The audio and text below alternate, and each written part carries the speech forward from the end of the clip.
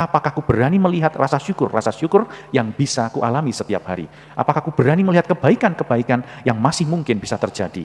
Apakah aku berani terus berbuat kasih bagi orang-orang lain? Keempat, apakah aku berani setia kepada Yesus selanjutnya ini? Ini kan satu komitmen. Niat baik yang mau aku lakukan setelah ini. Meskipun banyak hal, meskipun aku bayangkan hidupku tidak akan enak di kemudian hari. Tetapi apakah aku mau setia hidup bersama dengan Yesus sampai Ia datang?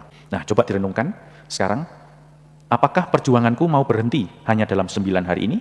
Ataukah 9 hari ini adalah cikal bakalku untuk belajar setia hari demi hari setelah ini?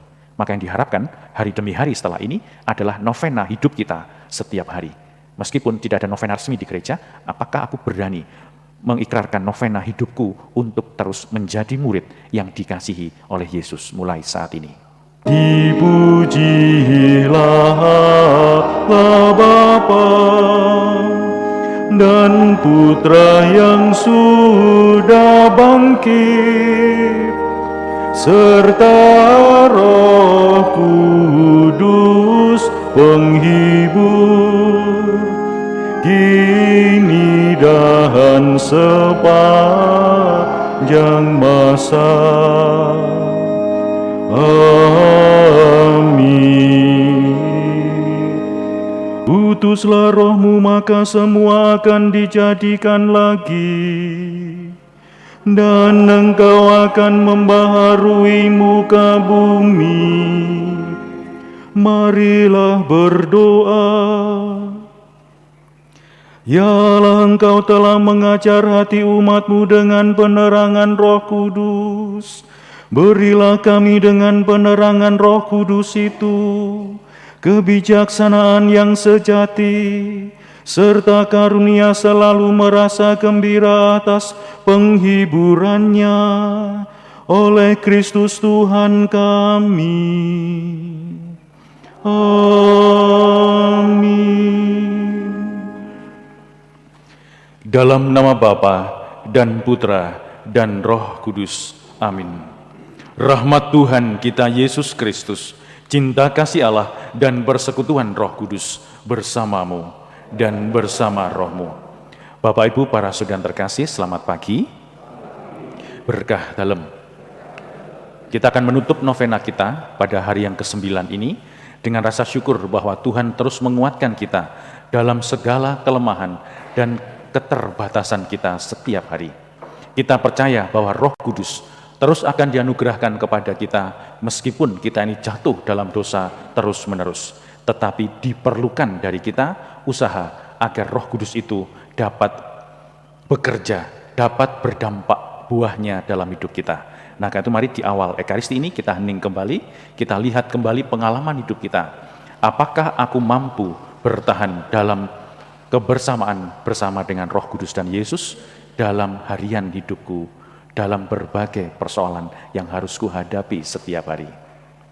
Para saudara terkasih, dari semua yang kita renungkan, karya Roh Kudus itu memberi kita satu kekuatan, yaitu untuk kembali ke jalan kesetiaan kepada kehendak Tuhan. Jalan kesetiaan itu melawan dosa. Jadi dosa awal, dosa pertama itu dosa ketidaksetiaan manusia terhadap sabda Tuhan. Maka untuk kembali kepada kesatuan dengan Allah adalah belajar setia kembali kepada kehendak Tuhan apapun yang terjadi. Menarik, novena kita ditutup dengan perikop ini yang menonjolkan murid yang dikasihi Yesus. Yesus mengasihi satu murid, terus dikatakan murid yang dikasihi Yesus.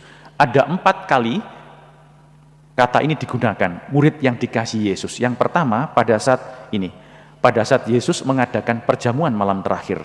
Murid yang dikasihi Yesus itu bersandar dekat Yesus. Kali kedua pada saat di kayu salib bersama dengan Bunda Maria. Jadi murid yang dikasihi Yesus bersama dengan Bunda Maria. Yesus berkata kepadanya, inilah ibumu. Kepada Maria, ibu, inilah anakmu. Dan kali ketiga pada saat Yesus bangkit. Atau lebih tepat pada saat Maria Magdalena mengatakan bahwa Allahku telah bangkit. Petrus dan murid yang dikasih ini lari.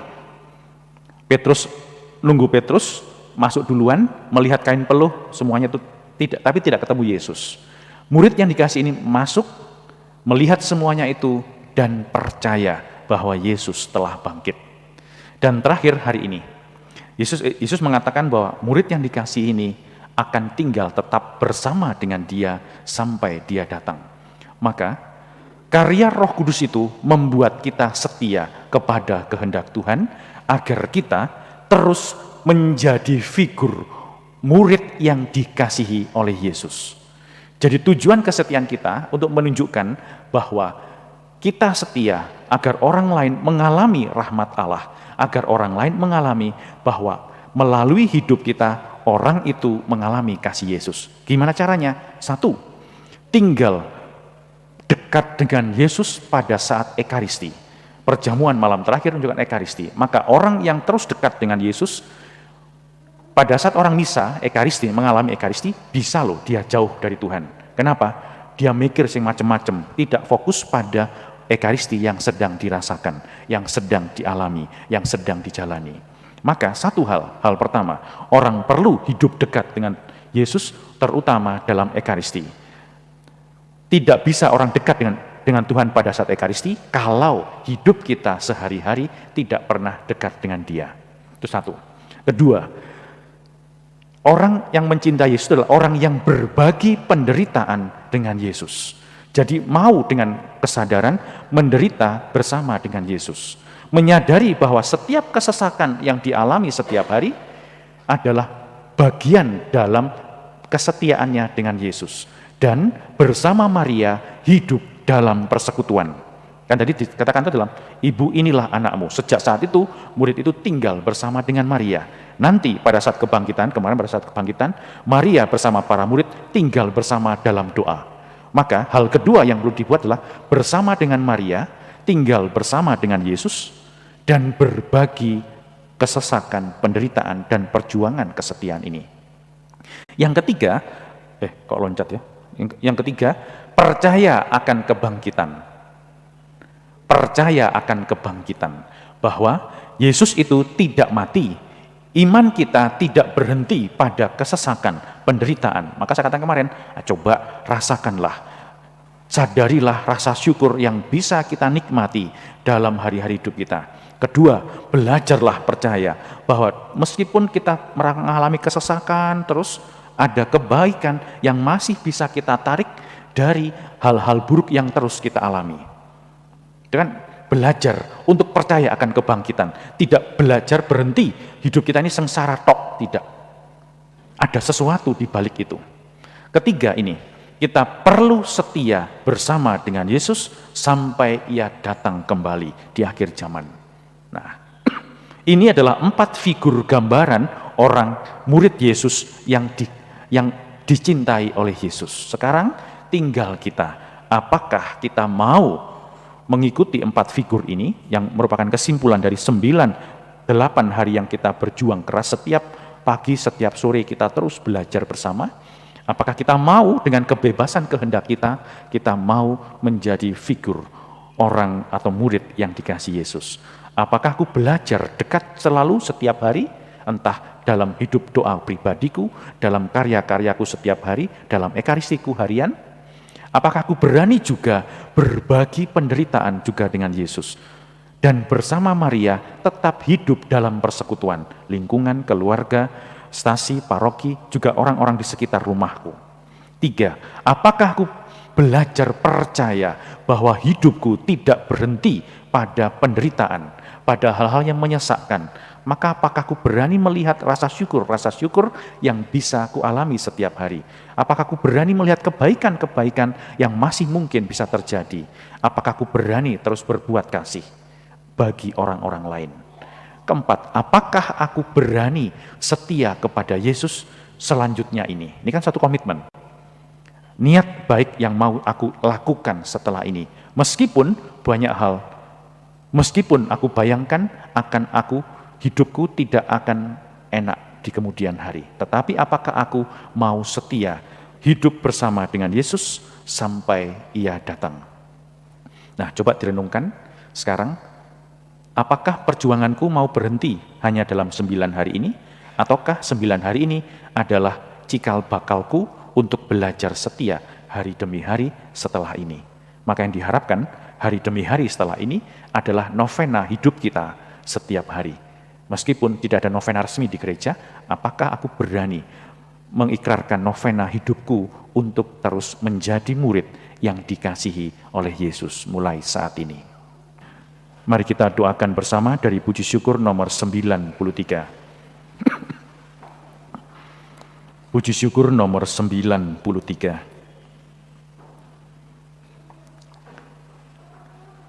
Datanglah ya Roh Hikmat, turunlah atas diri kami, ajarlah kami menjadi orang bijak, terutama agar kami dapat menghargai, mencintai, dan mengutamakan cita-cita surgawi.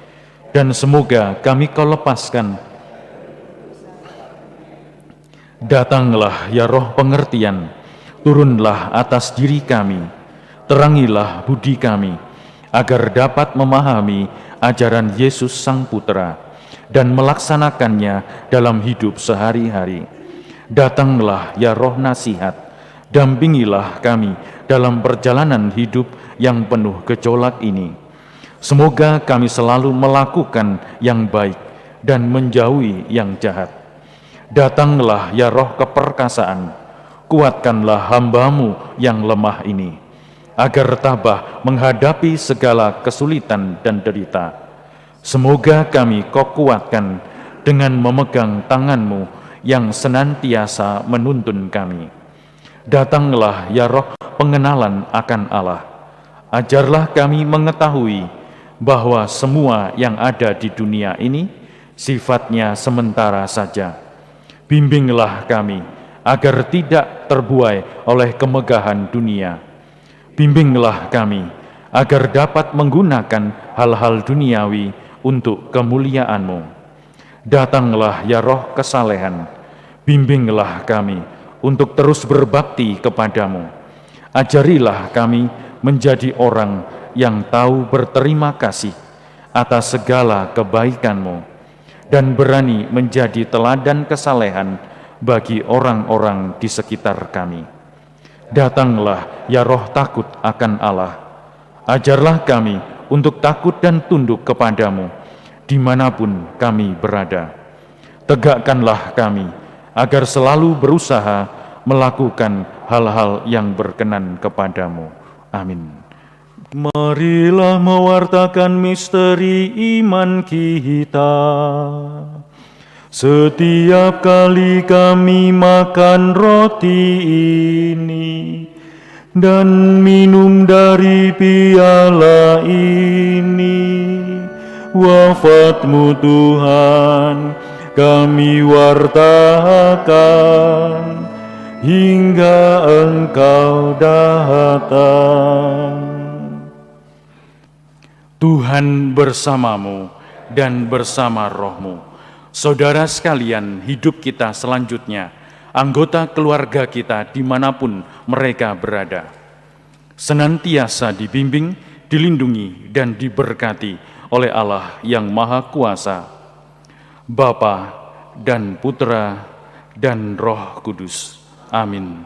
Para saudara yang terkasih, dengan demikian Ekaristi Kudus kita telah selesai. Syukur kepada Allah.